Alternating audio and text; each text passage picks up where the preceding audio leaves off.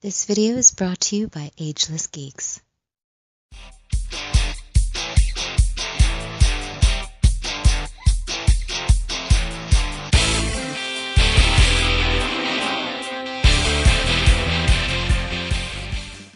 Hey, what is up guys? This is Anthony, aka BatBomb82, and today I'll be doing a review of the SH Figuarts Justice League Batman. Now, taking a look at the front, we can see that the figure is in a window box packaging, with the Justice League logo at the top, and an image of the figure on the bottom right. Turning the box around, we can see multiple images of the figure showcased with its different interchangeable parts and accessories. So with the box out of the way, let's crack this figure open and see what we have inside. And here is Batman out of the box. And man, I have been waiting for this figure for a very long time. I am a giant Batman fan. I absolutely love the Justice League movie, and I am a huge fan of everything SH Figuarts. But I am sad to say I am very disappointed in this piece. It has a lot of problems that for me just really get to my nerves. For some you might be able to look over those things, but I cannot.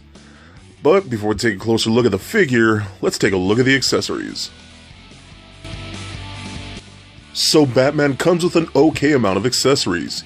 He comes with 4 pairs of interchangeable hands, a batarang, his grapnel gun, and some dart tips for his grapnel gun.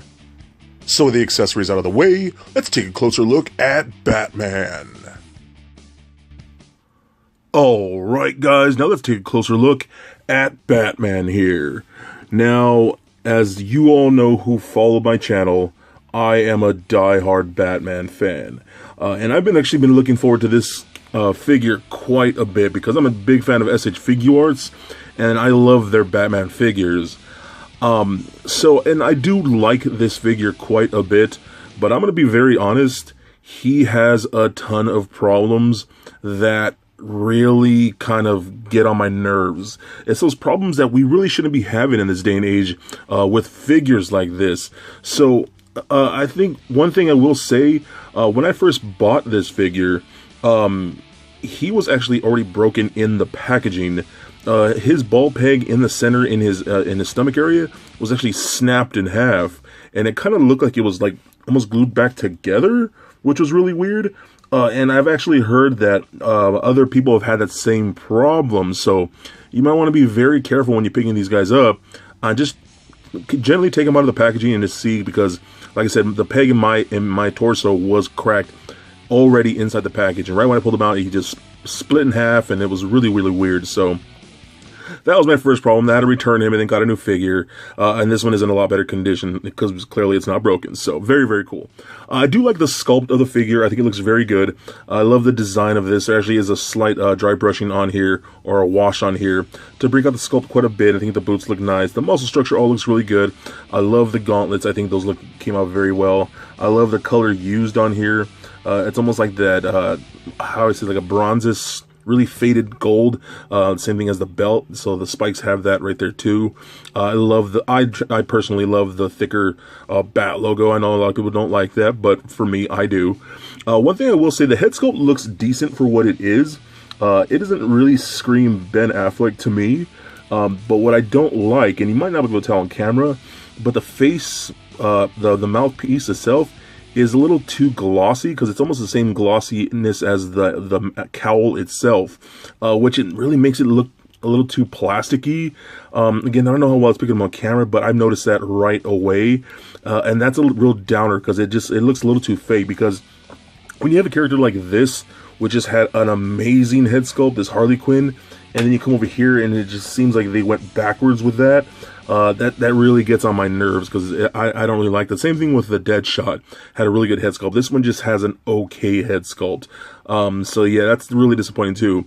My thing is with these capes, now they are using soft goods capes, which I am very happy about to a point, because like I'll bring in this guy here. The Injustice Figuarts Batman had this really crazy hard plastic cape where it was just ridiculous. I couldn't stand that. I personally love soft good cape. but they put a wire in here. And again, if you guys ever follow my videos, I'm not a fan of wired capes.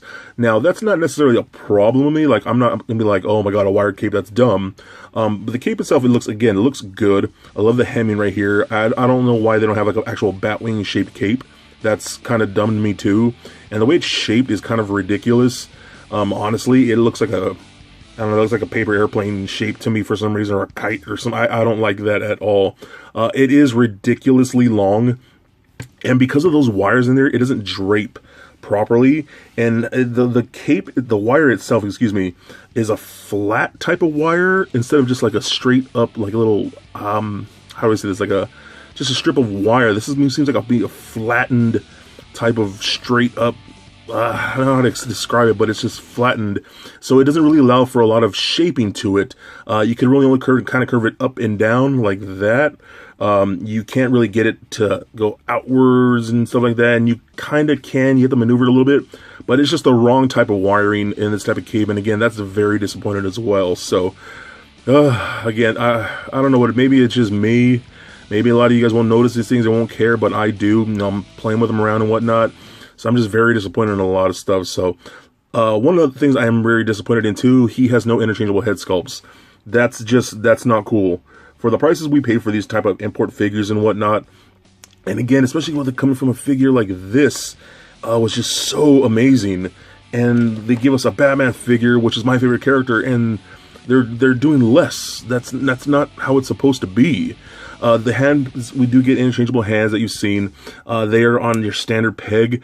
But what I'm noticing, maybe that's just my figure. I don't know what I'm doing wrong.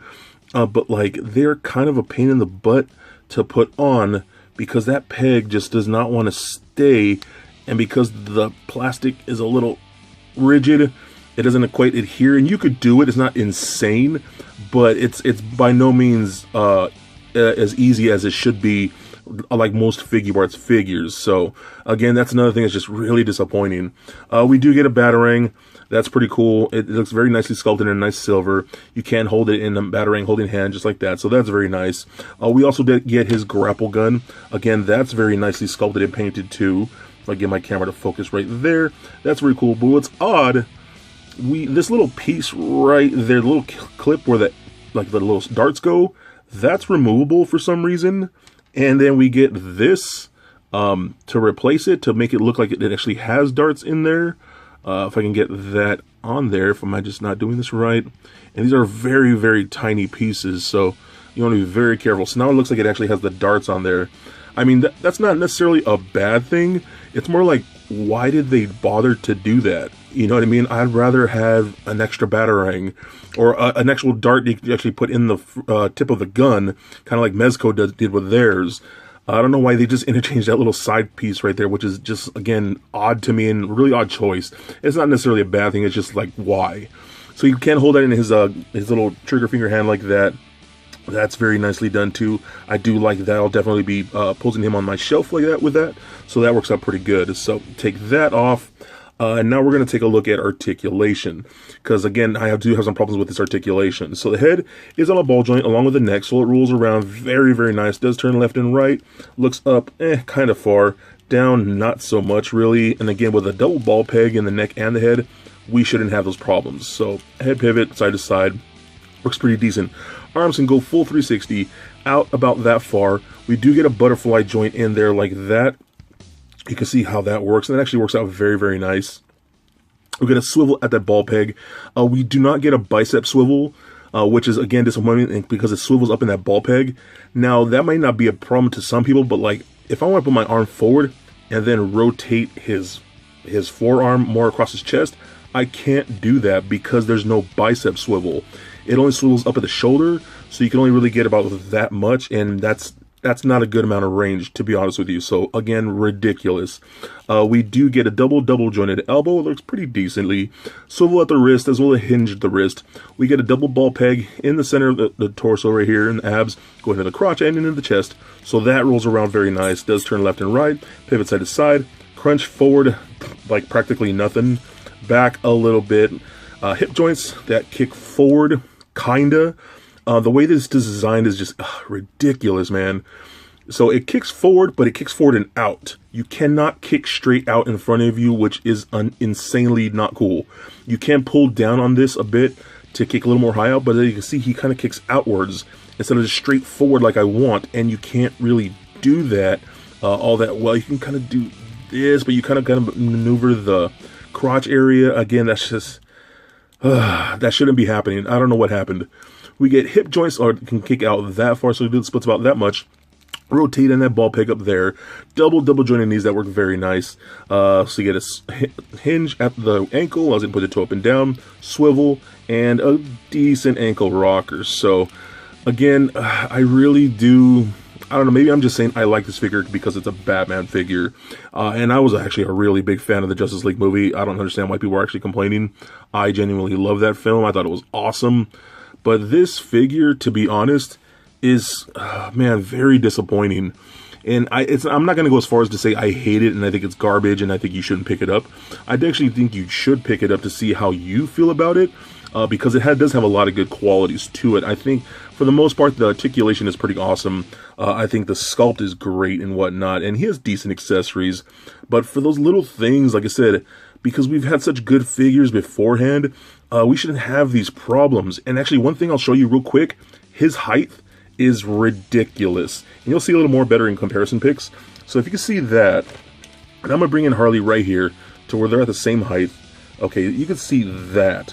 Now that's how tall Batman and Harley are next to each other. Now that doesn't look terrible, but I think Batman should be way taller than that. Okay, see, that's not bad, but it's not great either. Now I'll show you this. Bring in Deadshot here, and you can actually see how much taller Deadshot is. Now they are at the exact same height right here, like that, but you can see how much Deadshot towers over him. That should not be a problem. So you can see that is ridiculous. And again, if I bring in Harley Quinn here, we bring this like that, and then you can see how tall they are.